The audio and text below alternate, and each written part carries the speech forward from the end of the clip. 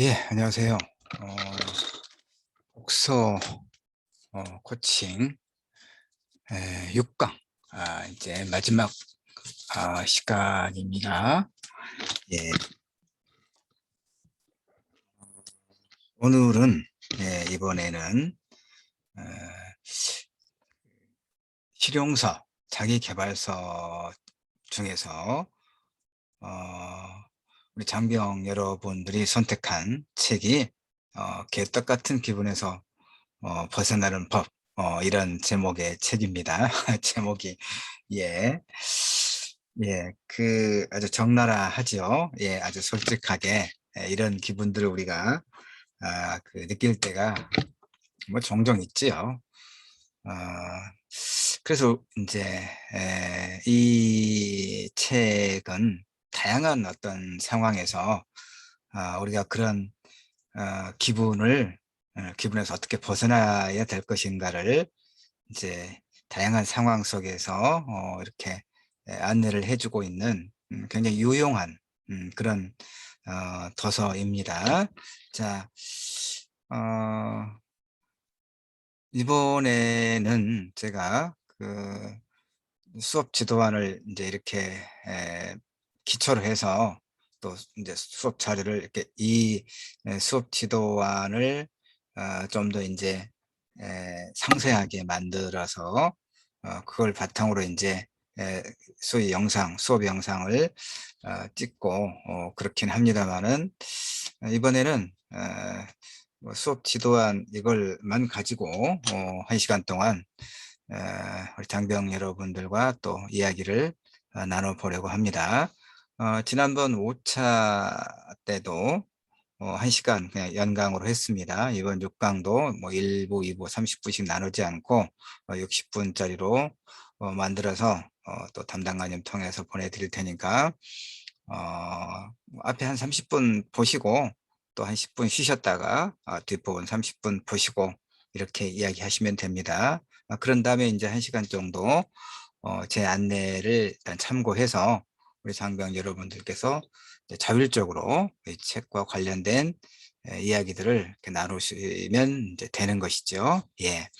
일단 개떡 같은 기분에서 벗어나기 위해서 어떻게 해야 하는가 두루두루 보도록 합시다. 일단 제가 늘 그렇듯이 이 책을 읽고 그 초점화가 필요하거든요. 여러 이야기들이 있는데 그래서 이제 주제를 이제 뭘로 정하면 좋을까? 저도 또 이 책을 다 읽으면서 고민을 해서 결국은 관계, 타인, 네, 관계와 우리는 이제 정말 다양한 이런 관계를 맺고 살아가잖아요. 그러니까 그 가장 작은 기본적인 공동체인 가정에서부터 가정도 뭐 이렇게 관계, 가족 간의 관계가 있죠.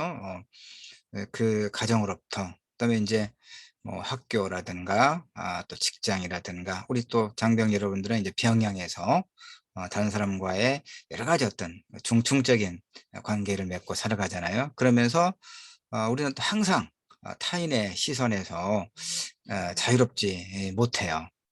물론 그건 이제 그 이중의 의미가 있어요. 우리가 타인의 시선에서 자유롭지 못한다고 하는 것은 공동체의 그런 어떤 기본적인 규범을 잘 지켜야 공동체가 유지가 되고 운영이 되는 거죠. 아무 탈 없이, 별 탈 없이. 바로 그런 의미에서 우리는 타인의 시선을 무시해서는 안 되는 거죠. 예컨대 최근에 그 뉴스를 보니까 어떤 지각 없는 사람들은 지하철에서 마스크를 하지도 않고 뭐 음식을 먹는다거나 어, 그 이런 경우는 그야말로 뭐 법률에 위배되는 것은 놔두더라도 그야말로 기본적인 예의 자체가 없는 그러니까 타인의 시선을 전혀 도외시하지 않는 그 부정적인 의미에서 그런 거죠. 그다음에 이제 또 그 지하철이나 버스에서 보면 대체로 이제 나이 든 남성이나 여성들이 대체로 그러긴 합니다만은 간혹 젊은 친구들 또 그래요.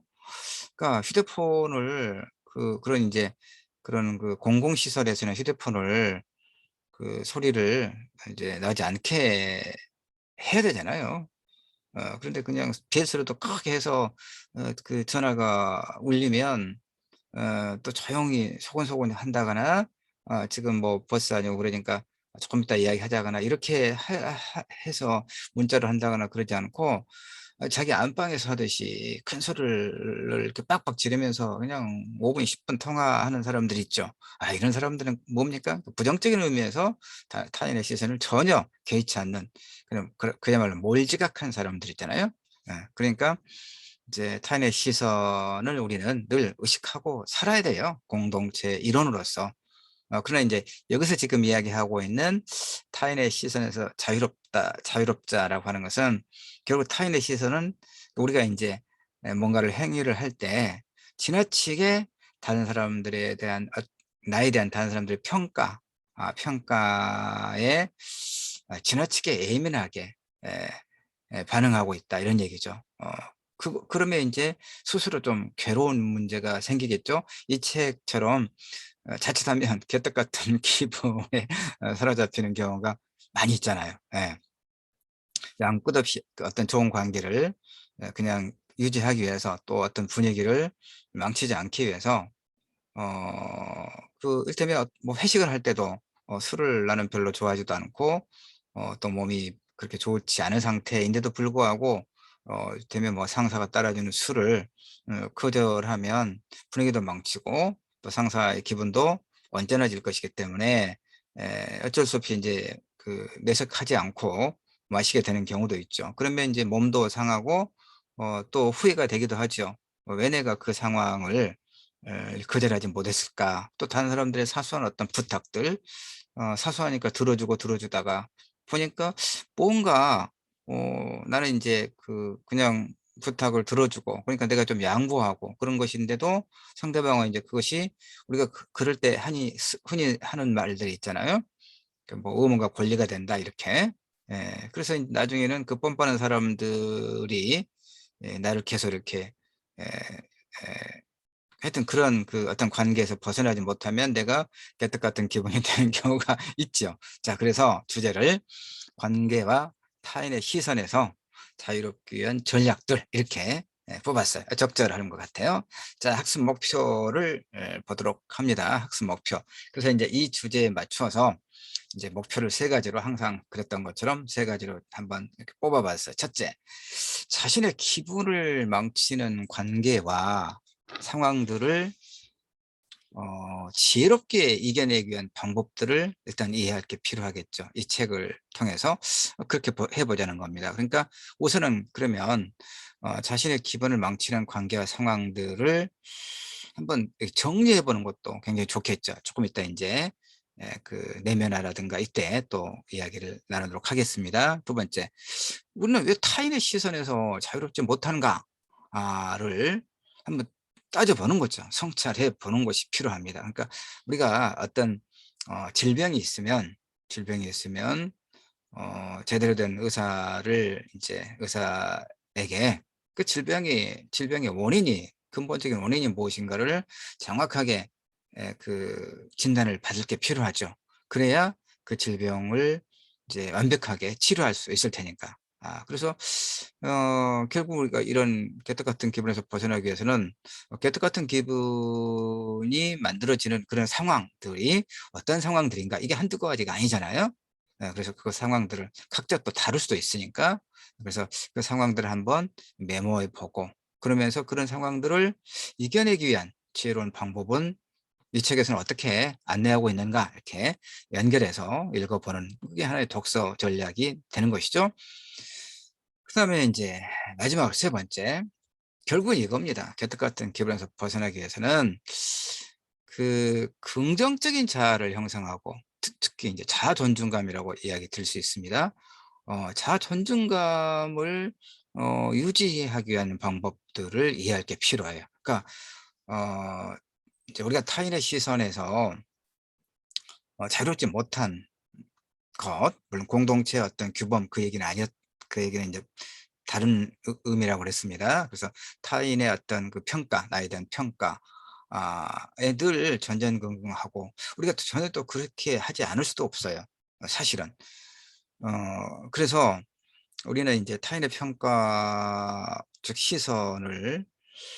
어 시선에서 완전히 배제, 일테면 그런 것들 배제하고 '나는 상관없어. 다른 사람이 나를 어떻게 보든 상관없어.' 이렇게 하는 것은 사실 사회생활에서 어 사실 가능하지도 않고 또 그렇게 바람직하지도 않지요. 일정하게 우리는 타인의 시선을 의식하면서 살아가는 것이죠. 어 사실 우리가 제가 지금 이렇게 그 이제 긴 팔에 넥타이를 이렇게, 제가 사실 평소에 넥타이 잘 안 매거든요. 양복을 인제 입을 때도 넥타이를 잘 안 매는데, 인제 저는 인제 그런 어떤 위계 질서가 엄격한 그런 어떤 직장에서 근무하지 않기 때문에 그렇긴 하죠. 대학에서 강의할 때도 넥타이를 굳이 매지 않더라도 양복 입으면 인제 그 정도로 단정하고 그런 것이기 때문에. 그다음에 이렇게 넥타이를 매고 있으면 제가 자꾸 만지잖아요. 그러니까 이렇게 쭉 하고 있으면 이 목이 너무 이제 답답해서 힘들거든요. 좀 제가 몸이 좀 약하게 돼서 이렇게 매고 있으면 굉장히 이렇게 양 어깨가, 목이 아파요.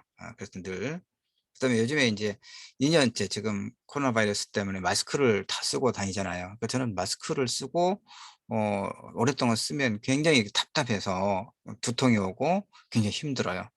어 그러나 지금은 인제 제가 이 지금 영상을 여섯 번째 우리 마지막 병영 독서 코칭 수업 영상을 만들면서 이렇게 넥타이를 메고 있잖아요. 이건 하나의 예의죠. 우리 장병 여러분들에 대한 가장 기본적인 예의로서 지금 제가 이렇게 하고 있는 거거든요. 이게 인제 뭡니까? 우리는 타인의 시선을 일정하게는 의식하고 살아가는 거죠. 예, 가장 기본적인 측면에서. 그러나 인제 자, 그럼에도 불구하고 이제 우리는 어쨌든 종종 깨끗 같은 기분을 느끼게 되더라. 그래서 그런 상황이 어떤 상황들에서 그런 기분을 느끼게 되는가, 근본적인 원인을 한번 찾아보고 그다음에 이 책을 통해서 그런 인제 상황, 기분에서 벗어나는 지혜로운 방법은 무엇이 있는가를 또 확인해 보고, 그러나 가장 기본적이고 최종적인 것은 결국은 긍정적인 자아를 내가 형성할 것, 자아 존중감을 유지하고 있으면 이런 개떡 같은 기분에 빠지는 경우가 훨씬 덜할 것이다라고 저는 생각해요. 그래서 이 책을 우리가 최대한 활용해서 결국은 최종적으로는, 궁극적으로는 소위 멘탈이 강할, 예, 멘탈이 어떤 자아 존중감이 있으면 다른 사람들의 어떤 평가에 크게 연연하지 않을 수 있다. 이런 생각을 제가 하거든요. 자, 그런 것들을 이제 학습 목표로 이렇게 설정을 하고 이 책을 읽어가면서 또 도움을 받고 또 내용을 이제 확장을 해서 다양하게 이야기를 나눠 보도록 하죠. 자, 도입부 인사입니다. 이번까지 해서 이제 모두 6 차례의 병행 독서 코칭을 함께 하고 있죠. 이제 마지막인데 사실 이 부분은 제일 아래쪽에 마무리 인사에다가 또 인제 배치를 해 두긴 했습니다마는 우리 장병 여러분들이 인제 지난번까지 하면 5번 했고 이번 하면 6번인데, 비대면으로 이렇게 계속 했기 때문에 늘 제가 인제 송구스럽다는 말씀을 드렸죠. 이 코로나 바이러스 확산세가 수그러들지를 않고 그래서 저도 인제 2차 백신 까지 다 맞았거든요. 우리 장병 여러분도 아마 이제 모두 2차 접종까지 이렇게 맞은 걸로 제가 알고 있습니다. 그럼에도 불구하고 대면으로 이렇게 만나지 못하고 비대면으로 온라인으로 이렇게 영상을 만들어서 보내고 이렇게 책을 읽고 이야기를 나누는 것이 어쨌든 대면 이렇게 뵙고 상호작용하는 것에 비하면 아무래도 인제 좀 부족한 게 많죠. 그럼에도 불구하고 어 여섯 번에 모두 6차례 다양한 책을 읽고 여러분들께서 이야기를 나누는 데 있어서 제 안내가 얼마나 도움이 되셨는지 사실 궁금하기도 하고, 또 이후에 인제 또 이런 병행 독서 코칭을 제가 인제 4 번째 하고 있거든요. 4 번째, 5 번째. 4번 아니면 5 번째. 예. 그런데 어쨌든 3 번은 우리 삼험대, 해군 삼함대 부대들을 담당하고 있거든요, 연속해서.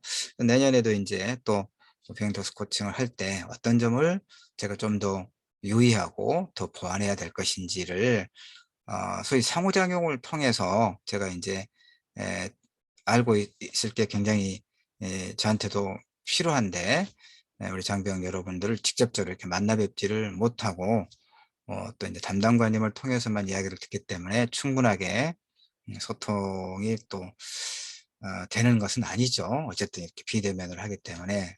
그래서 저도 좀 많이 아쉽습니다. 그러나 하여튼 제 바람은 우리 장병 여러분들께서 제가 인제 최대한 성의 있게 만든 모두 6 차례 이런 안내를 통해서 우리가 선정했던 책들을 좀 더 풍부하게 이해하고, 또 다양한 토크 활동을 통해서 계속적으로 부대 내에서도 그렇고 우리 장병 개개인이 이후에도 좋은 책을 늘 가까이 하는 데 있어서 저와 함께 했던 시간들이 굉장히 유용한, 쓸모 있는, 그리고 유익한, 이익이 되는 그런 시간들이었기를 제가 간절히 바라는 것이죠.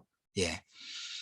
자, 작가를 한번 살펴보면은 이제 여성분이에요, 보니까. 그래서 이 책은 보니까 그 인제 주로 여성들에게, 여성들이 개떡 같은 기분을 갖게 되는 그런 상황들을 이제 설정을 하고, 그런 상황을 어떻게 지혜롭게 슬기롭게 이겨낼 것인가와 관련된 피드백을, 조언을 하고 있는 이제 그런 책이긴 합니다.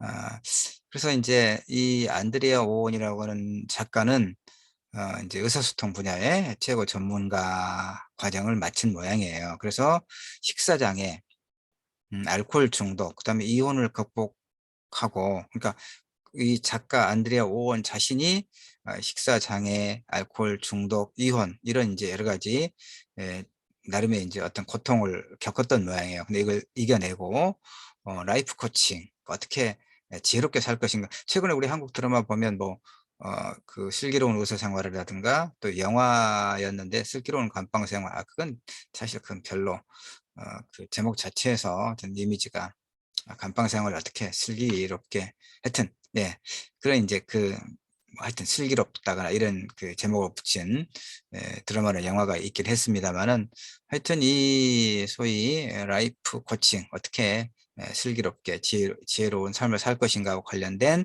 이런 인제 커뮤니케이션 분야에 상당히 독보적인 그런 그 인제 능력을 갖고 있는 듯합니다, 그 소개를 보면.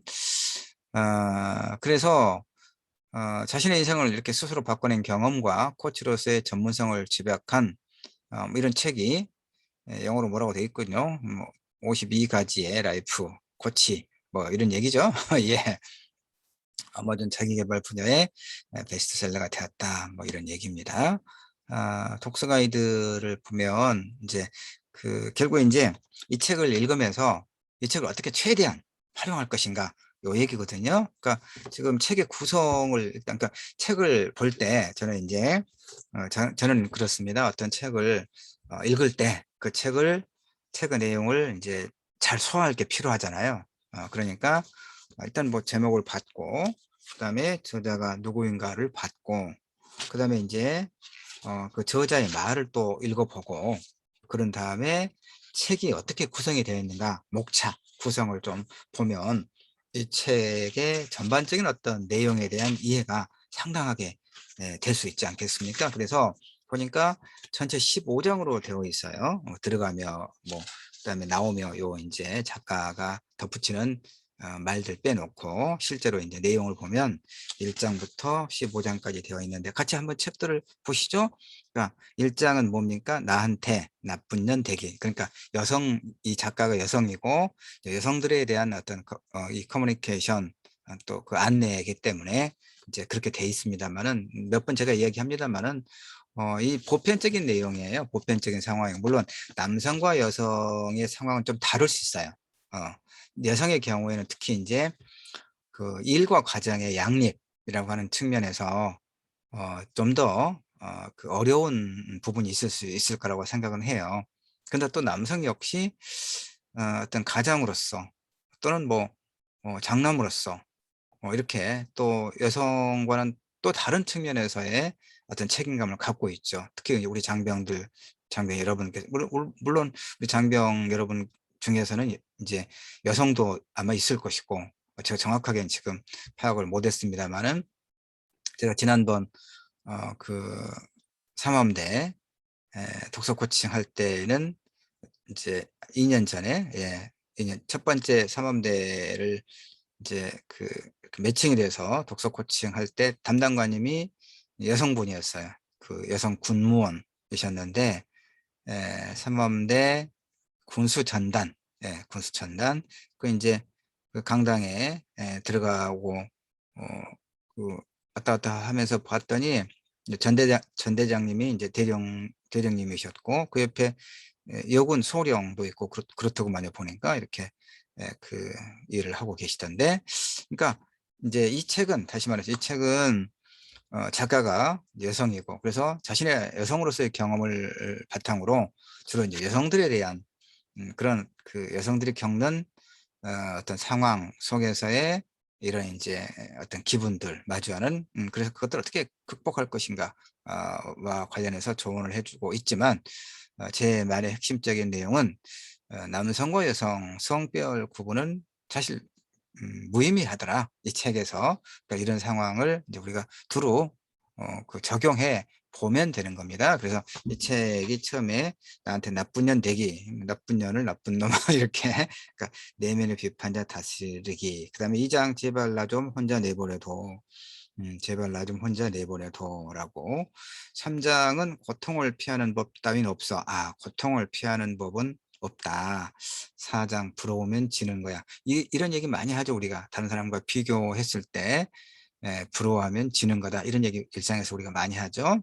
조금 이따 저는 이제 그 사장을 저는 또 선택을 해서 더 많은 이야기를 나눠보려고 합니다. 5장은 나는 나를 파괴할 권리가 없다. 6장은 거짓말 좀 했다고 세상이 무너지진 않아. 사기꾼 콤플렉스를 버리자. 이제 선한 거짓말을 하고 하는 것도 있죠. 우리가 흔히 이제 그 공부를 할 때 선한 이제 토론도 하고 그런 경우가 있어요. 선한 거짓말이, 그러니까 선의의 거짓말이 용납될 수 있을 것인가와 관련해서 토론을 하죠. 이제 어떤 예가 적절한가요? 이를테면 뭐 어떤 중증 환자, 그래서 이제 생이 얼마 남지 않은 그런 환자를 진찰한 의사가 바로 그런 사실을 본인에게 고지해야 될 것인가, 아니면 본인에게는 치료를 하면 많이 좋아질 수 있을 것이다 라고 하는 용기를 북돋아 주고, 일종의 선한 의도의 거짓말이죠. 선한 거짓말이죠. 가족에게는 진실을 이야기하면서 마무리를 좀 준비를 할 수 있도록 이렇게 이야기하는 것. 이런 경우에 이 의사의 소위 선한 거짓말은 용납될 수 있을 것인가와 관련해서 토론을 한번 붙여보면 참 재미있어요. 어떤 경우든 그건 거짓말이기 때문에 그건 용인될 수 없다라고 아주 원론적인 입장을 견지하는 친구들이 있는가 하면, 상황에 따라서 그것은 허용될 수 있다. 너무나 이제 당신의 삶이 얼마 남지 않았다는 그런 선고를 들은 그 환자의 경우에 생의 의욕이, 그러니까 절망스러운 어떤 감정에 휩싸일 때 휩싸이는 것보다는 조금 여유를 갖고 자신의 삶을 마무리할 수 있는 그런 어떤 간접적인 어떤 이야기 속에서 그게 더 바람직하지 않겠는가, 뭐 이런 식으로 이야기를 많이 하기도 하죠. 또 이제 학교에서 중학교 같은 경우에, 초등학교 이제 상급 학년도 그렇고 중학생들 같은 경우에 이야기 나눠볼 수 있는 게, 자, 친구가 어떤 반에서 어떤 친구가 다른 친구들의 어떤 사소한 물건들, 사소하다기보다도 이제 좀 고급스러운 볼펜이라든가 좋은 이런 것을 훔쳤다. 훔친 것을 내가 봤는데, 그럼 내가 그것을 그 친구의 잘못을 눈감아 눈감아 주고, 그 친구가 스스로 그런 잘못된 행동을 뉘우치고 다시는 그렇게 하지 않도록 좀 시간 여유를 좀 두고 지켜볼 것인가, 아니면 물론 이런 경우는 이제 선한 거짓말을 하기보다는 이제 올바르지 못한 행동에 속하긴 합니다마는 이제 비슷한 맥락에서 토론을 한다면, 아니면 이제 그 바늘 도둑이 소도둑 된다라고 하는 우리의 속담도 있는 것처럼 그 즉시 그 친구의 잘못을 시정하도록 이야기하지 않으면 그 친구가 계속 그런 잘못된 행위를 할 수도 있고, 결국 그 친구가 나중에 어떤 인제 법적인 처벌을 받거나 그러면 오히려 더 그 친구를 위하는 것이 아니라 더 나쁜 상황으로 가게 될 수도 있기 때문에, 지금 당장 그 친구와의 어떤 곤란한 관계라든가 이런 걸 의식하기보다는 이렇게 제지를 하고 옳지 못하다고 하는 것을 일러 주는 것이 더 바람직하다. 뭐 이런 이제 찬반 토론도 가능하고 그렇죠. 어쨌든 이 책에서는 6 장에서 이제 "거짓말 좀 했다고 세상이 무너지진 않아." 이렇게 이야기하고 있습니다. 이것도 이 부분도 이제 상당히 유용한 그런 내용으로 채워져 있습니다. 7 장은 "개소리 따위는 웃으면서 넘겨버려." 8 장 "이 세상에 완벽한 나는 없으니까." 제가 이제 8 장도 선택을 했어요. 그래서 4 장 "부러우면 지는 거야." 8장 "이 세상에 완벽한 나는 없으니까." 완벽주의 감옥에서 탈출하기, 이런 부분이거든요. 요런 이야기 저랑 또 조금 이따 구체적으로 해 보도록 합시다. 이렇게 9 장, 10 장, 11, 12, 13, 14, 15 장까지 이렇게 구성이 되어 있습니다. 15 장을 보니까 이제 마지막인데 "가장 중요한 것만 남기는 힘." 해서 "나만의 가치관 찾기." 이렇게 되어 있거든요. 저는 그래서 인제 4 장, 8 장, 15 장 이 3 장을 인제 선택을 해서 우리 장병 여러분과 각각의 장을 어떻게 인제 풍부하게 이렇게 독서 활동을 할 수 있겠는가를 안내해 드리고자 합니다. 자, 독서 가이드 지금 설명했었죠? 전체 15 장으로 되어 있고요, 구성이. 그러니까 처음부터 하나씩 차례대로 읽거나 아니면 관심 있는 저처럼 이렇게 쭉 그 구성 목차를 보고 관심 있는 주제부터 이제 보는 것도 아무 상관없죠. 자, 그래서 이렇게 관심 있는 주제를 인제 우리 장병 여러분들께서는 인제 한 10분 된다 그러면 하나씩 이렇게 한 분이 하나의 주제를 선택을 해서 왜 그 주제가 특히 내 마음에 와 닿았을까를 이야기 나눠 보는 이런 독서 활동 굉장히 좋습니다. 음. 그런데 인제 다른 분이 이야기를 하실 때 우리는 나머지 분들은 인제 하는 거죠. 경청이 뭡니까? 귀를 기울여서 듣는 거죠. 예.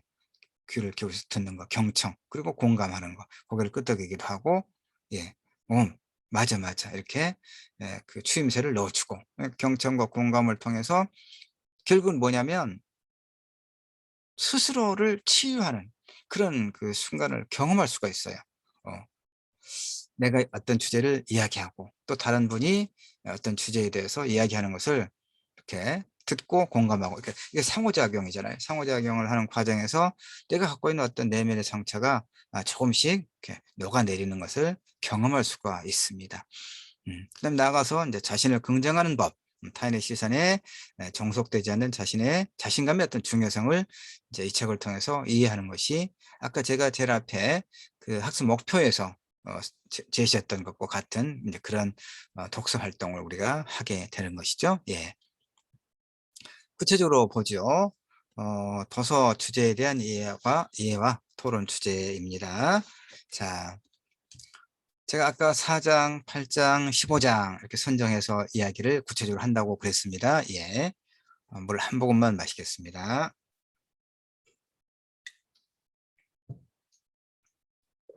예.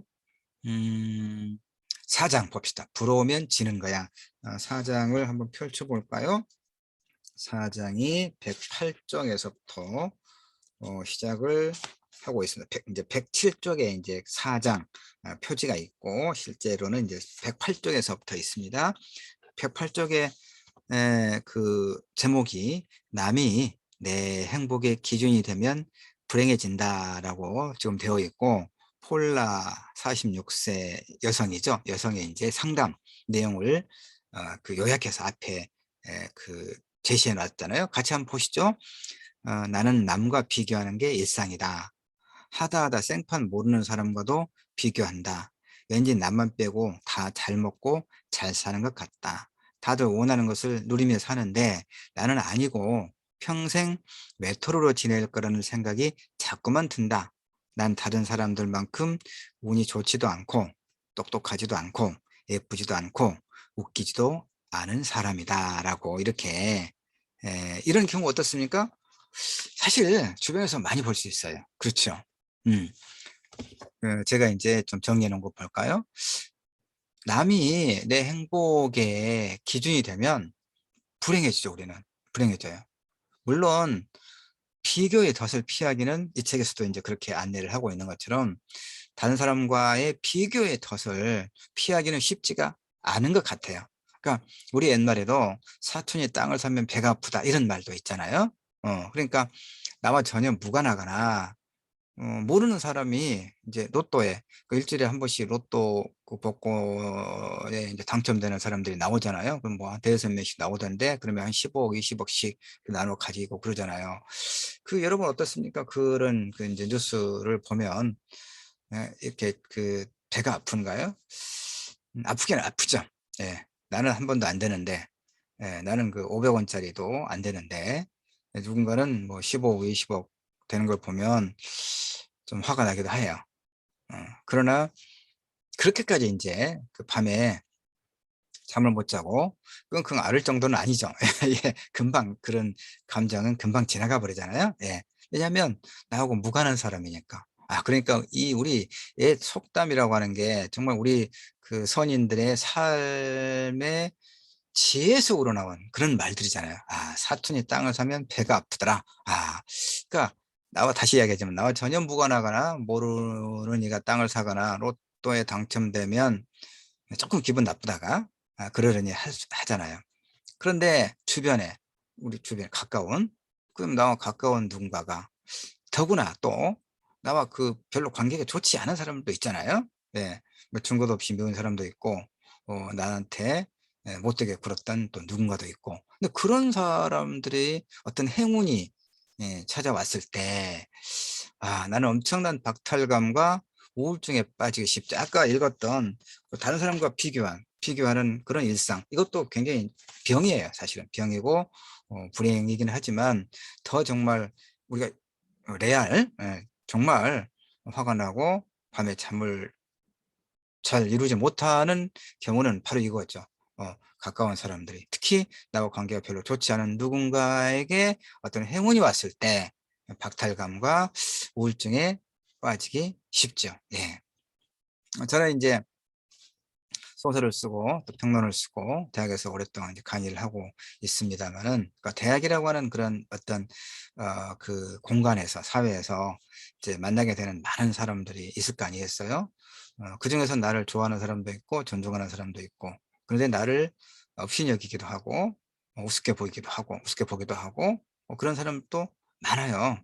상호 관계 속에서 이제 그런 사람들이 뭔가 어떤 연구재단의 어떤 과제에 선정돼서 아주 많은 연구비를 이제 받게 되거나 근데 이제 나도 이제 비슷한 그 연구 과제를 제출해서 선정될 때는 괜찮은데 나는 안 되고 누군가는 되고 그랬을 때는 정말 정말 화가 나고 그 박탈감 때문에 괴로워요.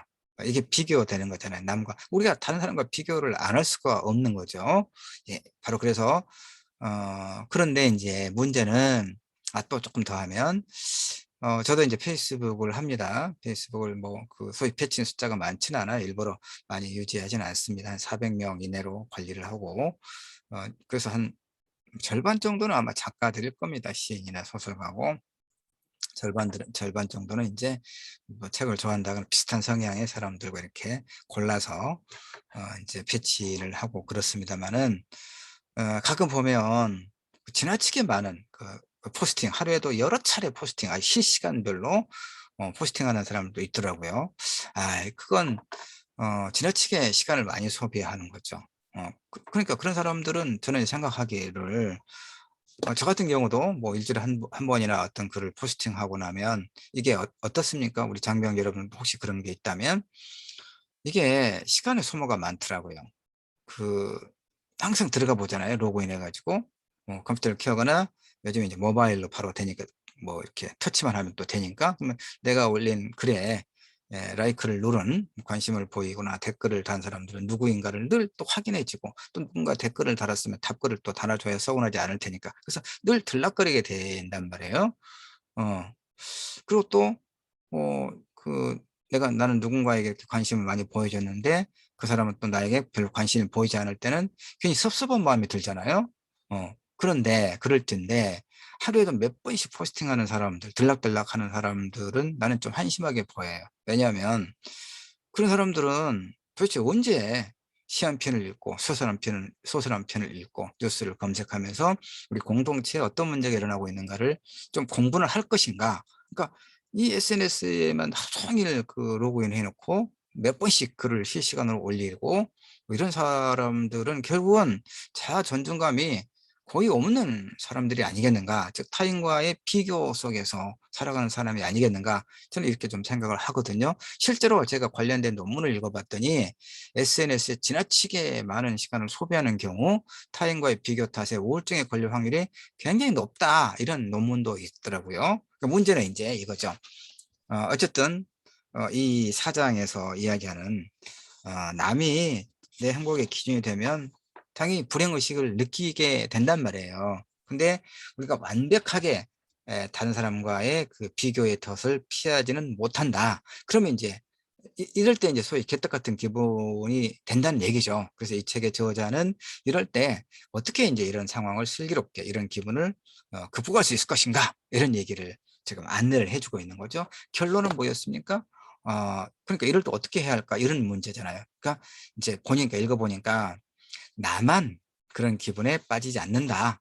그러니까 누구라도 이렇게 비교의 늪에서 그 비교를 하긴 한다. 그러니까 나만 그런 건 아니다라고 하는 어떤 자책감을 심하게 갖지 말 것. 예. 그다음에 또 하나 이제 좀 적극적으로 이걸 이제 극복하기 위해서는 우리 자기 자신만 갖고 있는 어떤 장점들이 있잖아요. 그쵸? 예.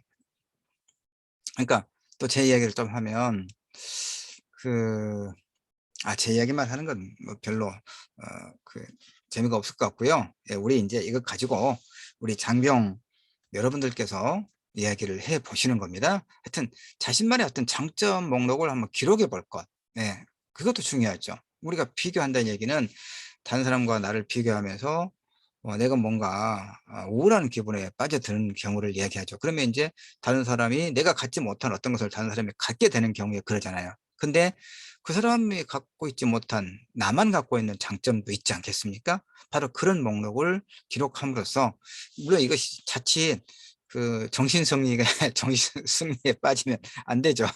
정신승리에 빠지면 안 되는 것이지만 좀 객관화 시킬 수 있는, 객관화를 해보는 거죠. 자신을 객관화해보고 타인을 객관화해보고, 그럼으로써 이런 타인과의 비교의 함정에서 벗어날 수 있겠다, 이런 생각을 합니다. 자, 8장으로 한번 가볼까요? 8장은 또 몇 페이지냐면, 예, 8장도 여러분 같이 책 가지고 계실 테니까 한번 보시죠. 8장은 이 세상에 완벽한 나는 없으니까 인데 173쪽이군요. 173쪽으로 가 보겠습니다. 173쪽. 이 세상에 완벽한 나는 없으니까. 그러면서 이제 때론 노력하지 않는 것이 뭐 최선일 때가 있다, 이렇게 되어 있습니다. 조금 앞 페이지만, 그 앞부분만 읽어보면 173쪽입니다. 완벽주의도 많은 여성이 훈장처럼 여기는 습관 중 하나다. 이들은 완벽을 추구하는 것과 성공, 탁월함, 성장을 추구하는 것을 동일시한다. 오로지 완벽주의만이 정답이라고 여긴다. 다시 이야기하지만 이제 이 책은 여성들에 대한 그 조언 위주로 되어 있죠. 그래서 사실 뭐 커리어 우먼이라고 그래서 성공한 여성들 보면, 그러면 일과 가정의 양립이 굉장히 어려울 거예요. 그래서 이제 커리어 우먼으로, 즉 성공한, 어떤 사회적으로 성공한 여성들은 또 이제 어떤 가정 또는 자녀의 문제에 일정하게 소홀해질 수 있다는 그런 타인의 그런 부정적인 시선 때문에도 더 또 그 가정에 또 자녀들을 돌보는 일에 더 많은 시간을 투자하고 애를 쓰지 않겠나. 그러니까 그러겠죠. 그리고 또 남성도 마찬가지죠. 남성도 아버지로서, 가장으로서, 장남으로서 또 뭔가 맡은 어떤 책임감 때문에 모든 일에 완벽하게 각각의 각자 그 각각의 여러 일들에 완벽하게 하려고 애를 쓰죠. 그러니까 이게 뭘까요? 우리는 복합적인 정체성을 갖고 있어요. 그렇죠. 무슨 얘기냐면 저 역시 이제 남성이고 그다음에 이제 그 집의 가장이고 아버지고 또 누군가의 남편이고 누군가의 아버지고 뭐 그러죠. 그다음에 이제 대학에서는 선생이고 교수고 그러면서 또 그 대학이라고 하는 사회에서 누군가의 선배고 누군가의 후배고 누군가의 동료고 이런 관계, 또 학생들과의 관계에서 교수와 제자의 그런 관계, 또 그다음에 이제 또 학교 밖에서 이제 이렇게 변경 독서 코칭과 같은 인문학 강좌를 또 몇 개 하거든요. 다양하게 이런 관계 속에서도 이제 맺는 어떤 관계들이 또 있고 그러죠. 그다음에 또 저는 작가이기 때문에 작가들과의 어떤 관계 속에서 이런 다양한 관계가 있죠. 그러니까 이제 가장으로서 관계, 대학 직장인으로서, 그다음에 사회인으로서 이렇게 몇 가지의 관계들이 있죠. 이 관계들을 각자 잘 해내야 한다는 그런 책임감을 늘 우리는 느끼죠. 이건 뭐 저만 그런 게 아니라 대부분 그러지 않겠습니까? 사실 그렇게 해야 또 우리가 그 어떤 가치를 인정받고 또 살아가기 때문에 그래요, 이 사회가.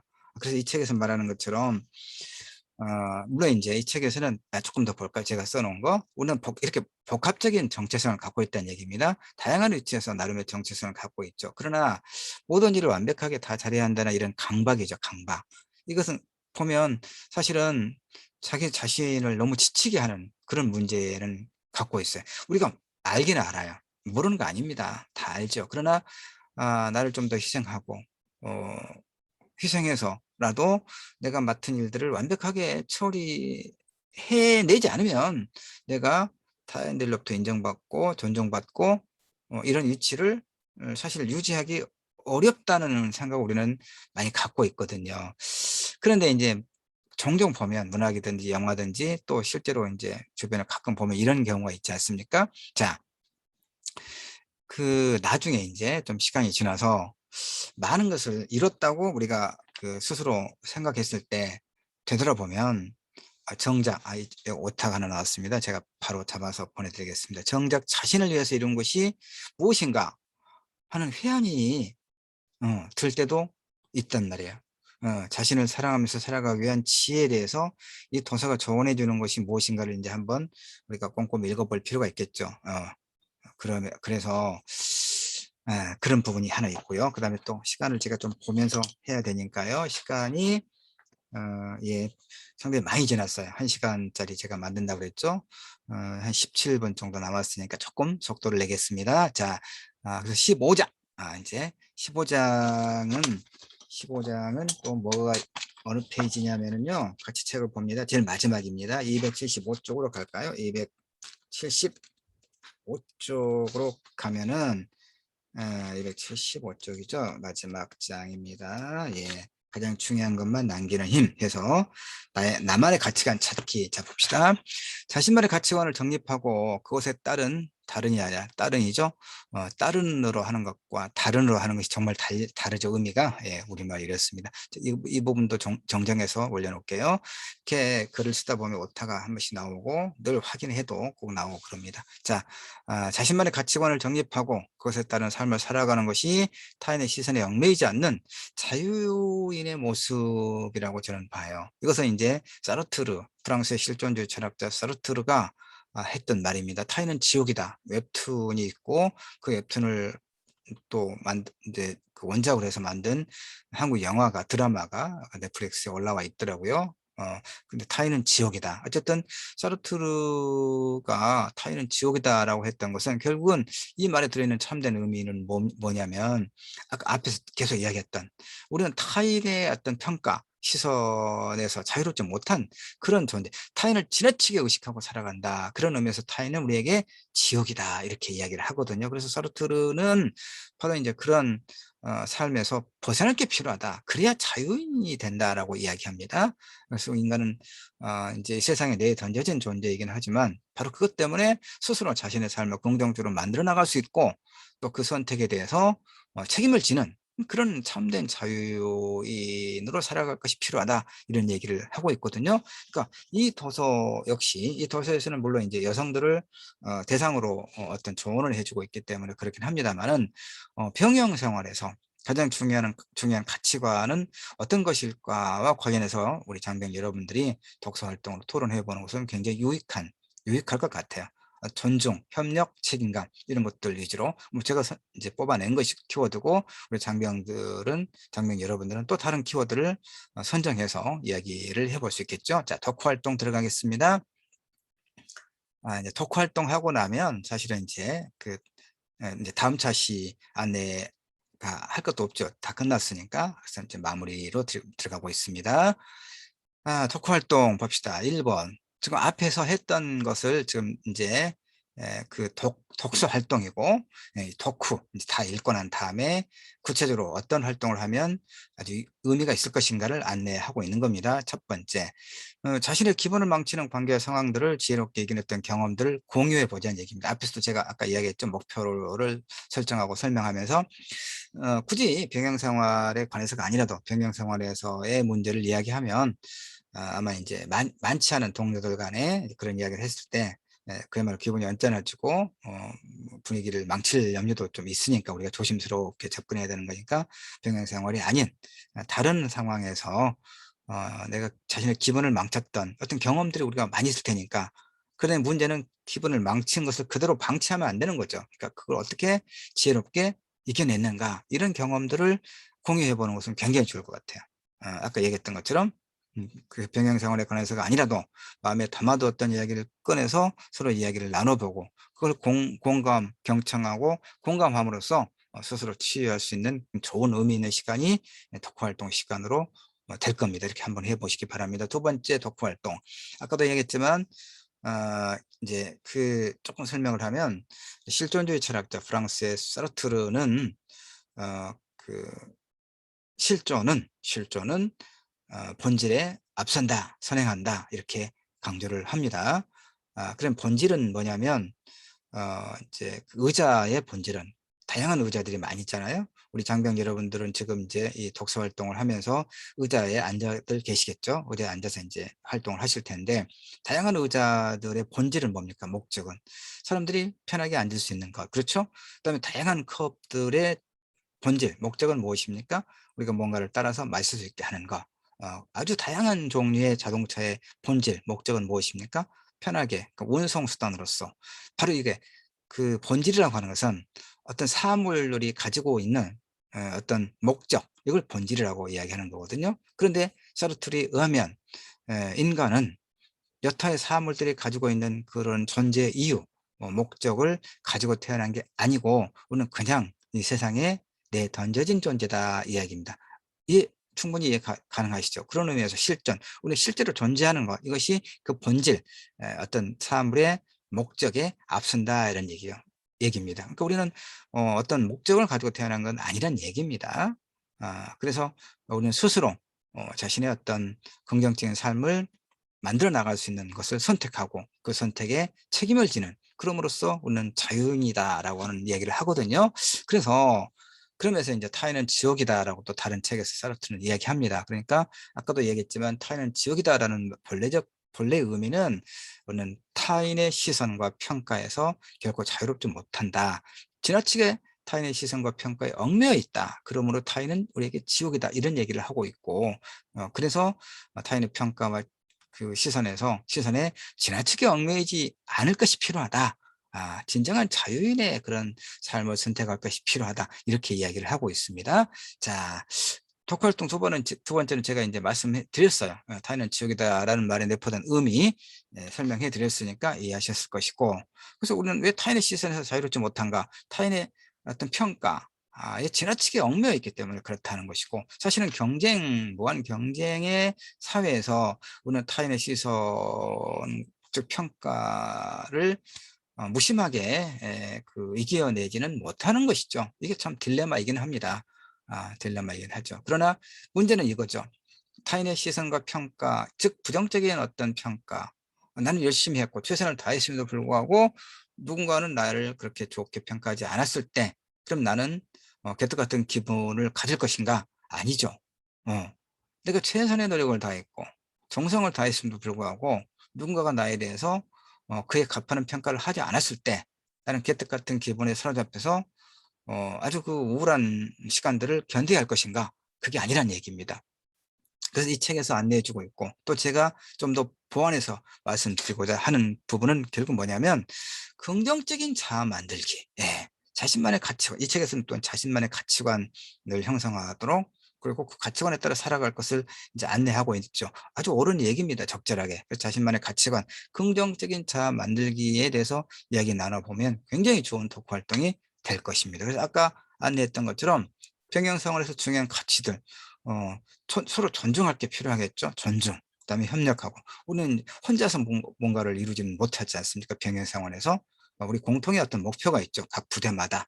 그러니까 그 목표를 이루기 위해서 어떤 경계 업무를 잘 한다거나, 그다음 병영 생활을 아주 그 건강하게 잘 마무리한다거나, 이러기 위해서는 서로 존중하고 서로 협력하고 또 어떤 각자 맡은 일을 완수해내는 이런 책임감 같은 이런 어떤 덕목들이 우리에게 아마 요구될 겁니다. 이것 말고도 어떤 것들이 있는지 찾아서 이야기해보는 시간, 이게 굉장히 유익한 덕후 활동이 될 것이라고 저는 이제 생각을 합니다. 자, 이제 그 다음에 이제 관련 도서를 하나 소개하겠습니다. 박상미 선생의 관계도 연습이 필요하다. 웅진 지식하우스에서 2020년에 펴냈습니다. 타인으로부터 나를 지키는 단호하고 건강한 관계 기술에 대한 안내서.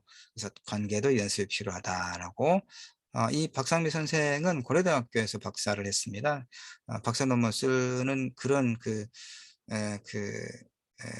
여러 가지 어려움이 있었을 텐데, 여성학자이기 때문에 그때 저하고 이제 이렇게 좀 이제 알게 돼서 이렇게 좀 이야기도 나누고, 그래서 좀 잘 알고 있는 분입니다. 물론 이제 이 박상미 선생은 누군가가 자기를 잘 알고 있다, 친하다 이런 말을 굉장히 싫어하더라고요. 왜냐하면 이제 결혼하지 않은 미혼의 여성분이기 때문에 이제 많은 남자들이 나 친해 그러면 또 누군가는 오해하고 그럴 것이기 때문에, 사실 우리 박상규 선생도 그런 의미에서는 다른 사람의 시선을 굉장히 의식하는 그런 또 그런 측면이 있어요. 좀 부조리하죠. 그런 아이러니가 좀 있긴 있습니다. 그래서 내가 이분을 좀 잘 알고 친하다고 생각하는데, 본인은 내가 그렇게 이야기하면 좀 싫어하긴 합니다. 그러나 이제 그 본래적 의미는 다른 사람들로부터 그 잘못된 어떤 이야기를 듣고 싶어 하지 않은 그런 염려 때문에, 여성이기 때문에 특히 그럴 거라고 또 제가 좋게 생각을 하죠. 그래서 이 책을 또 소개합니다. 굉장히 좋은 책입니다. 관계도 연습이 필요하다라고 하는 책을 뭐 부대에서 구입하거나 또 개별적으로 읽어보는 것도 굉장히 유익하겠다, 이렇게 해서 오늘의 도서, 개떡 같은 기분에서 벗어나는 법과 관련된 관련 도서를 소개합니다. 마무리하죠, 이제. 자, 전체 이렇게 해서 이제 우리가 전체 6번의 병영 독서 코칭을 모두 마쳤습니다. 처음에 인사할 때 말씀드렸던 것처럼 어쨌든 저는 그 비대면으로 이렇게 독서 코칭을 하게 돼서 송구스럽긴 하지만 하여튼 최선을 다해서 정성을 다해서 어, 여러분, 우리 장병 여러분들이 6권의 책을 잘 읽고 잘 활용할 수 있도록, 그다음 덕후 활동에 유익할 수 있도록 안내를 해드렸다라고 일단 생각을 합니다. 정신 승리입니다. 예. 예. 정말 우리 장병 여러분들께서도 유익한 시간이었다, 유익한 안내였다라고 생각해 주시기를 간절히 바라는 것이죠. 이후에 독서 활동에 대한 권유, 책을 읽는 것이죠. 책을 늘 가까이 하는 생활이, 그 제일 처음에 1강에서 처음에 인사를 드릴 때 말씀했던 것처럼, 우리가 책을 읽는다는 것은 우리 간접 경험을 확장할 수도 있고, 확장하는 측면도 있고, 또 다른 사람의 삶과 이 세계에 대한 이해 폭을 넓힐 수 있는 매우 유용한 거예요. 유용한. 굉장히 적은 비용이죠. 사실 아주 적은 비용을 가지고 많은 어떤 경험을 쌓고 지혜를 얻을 수 있는 굉장히 좋은 어떤 유용한 도구가 독서입니다. 근데 독서는 인제 누구나 이렇게 모바일을 다 가지고 있기 때문에, 스마트폰을 가지고 있기 때문에 전철이든 버스든 또 그 거실에서든 다 각 식구들 나름대로 다 이야기를 하는 시간을 줄이고 다 모바일을 보는 거죠. 여행지에서도 그렇고 전철로 출근하면서도 그렇고. 책을 읽는 것을, 그러니까 저도 인제 사실은 화장실에 가서 예전엔 신문을 가지고 갔고 책을 가지고 물론 좀 화장실에 좀 오래 있는 편인데 이상한 습관이 돼 가지고, 그래서 여행할 때 제가 화장실에 가는 것 때문에 제일 고통스럽습니다. 단체 학교에서 선생님들은 단체 여행 가면 그게 굉장히 힘든데, 그래서 이게 제가 개인적인 습관이 좀 잘못 들었는데, 어쨌든 예전에 신문을 들고 가고, 근데 요즘에 종이 신문 안 보잖아요. 인터넷으로 다 검색하는 거 하니까. 책을 들고 가고. 근데 지금 이제 신문은 진작 들고 가지 않고, 신문은 보지 않으니까, 종이 신문은 보지 않으니까, 그다음 책도 안 들고 갑니다. 뭐 들고 가니까 휴대폰 들고 가는 거예요. 그래서 스마트폰은 뉴스 검색하고 페이스북 들어가서 보고, 또 내가 다음 브런치에 또 이제 글을 올리고 있는 것도 있는데 한 번씩 들어가 보고, 이렇게 하는 거죠. 정작 책은 언제 읽느냐? 제가 아까 SNS에다 많은 시간을 소비하는 사람들을 부정적으로 좀 평가했잖아요. 언제 시 한 편이나 소설 한 편을 읽느냐. 근데 정작 저 자신은 얼마나 또 책 읽는 시간을 하는가. 이건 습관의 문제입니다. 제가 판단해 보기에 책 읽는 것은 습관이에요. 그러니까 하루에 시간을 정해 놓고, 그러니까 저 같은 경우에 이제 그 저녁 시간에 산책을 좀 하거든요. 제가 영산강 주변에 제 아파트 단지 아래쪽에 영산강, 제가 중류 정도의 상류 중류 쪽에 위치해 있는 곳에서 삽니다만은, 이제 아파트 단지 아래쪽에 그 영산강을 끼고 산책로가 잘 만들어져 있습니다. 그래서 한 1시간 정도 이제 왕복합니다. 한 2km 정도를 왕복 천천히 음악을 듣거나, 또 제가 유튜브에 올려놓은 이런 강의 영상들 한번 또 들으면서 혹시 실수한 게 없는가 점검하는 차원에서 듣기도 하고, 그렇게 1시간을 정해놓고. 그러니까 사실 이 산책도 그것 하나의 운동이기 때문에 제가 건강관리 차원에서 산책을 하는데, 산책도 날마다 나가면 그야말로 자동 인형처럼 그 습관화돼서, 습관이 되면 늘 그 시간 되면 운동하러 가거든요. 근데 이게 뭐 몸이 좀 피곤하다거나 뭐 다른 일이 있어서 2-3일 하지 않으면 또 계속 안 나가지더라고요. 책도 마찬가지라고 보면, 책 읽는 것도 매일 정해 놓고 하루에 1시간씩 책을 읽는 습관을 들이는 것이 굉장히 중요합니다. 이게 평생 가는 거죠. 그러니까 우리가 이제 그 그러니까 이제 회복 탄력성이라고 한 게 있거든요. 몇 년 전에 우리가 이제 평양 독서 코칭에서 선정해서 읽었던 책 중에 회복 탄력성이라고 하는 책이 있는데, 무슨 얘기냐면 이렇게 우리가 건강을 유지하기 위해서 매일같이 하루 1시간 정도 뭐 걷기나 뭔가 운동을 나름대로 할 수 있지 않겠습니까? 이렇게 매일같이 일정한 시간을 운동을 했을 때 건강이 유지될 수 있죠. 그런 것처럼 우리가 마음의 근력을, 건강을 잘 유지하기 위해서도 이제 어떤 좋은 생각을 하고 좋은 습관을 유지하는 게 굉장히 필요한데, 가장 좋은 습관은 저는 이제 독서라고 봅니다. 독서. 그러니까 하루에 1시간 정도씩 시간을 정해 놓고 독서를 꾸준히 하면, 책 읽는 그 기쁨을 알게 되면 정말 좋습니다. 우리의 삶을 넉넉하고, 내 마음을 넉넉하게 하고 내 삶을 윤기로 가득하게 해줄 수가 있을 것입니다. 전공 영역과 무관하게, 어떤 일을 하는 것과 무관하게 늘 좋은 책을 가까이 하는 습관을 가지시기를 간절하게 당부드립니다.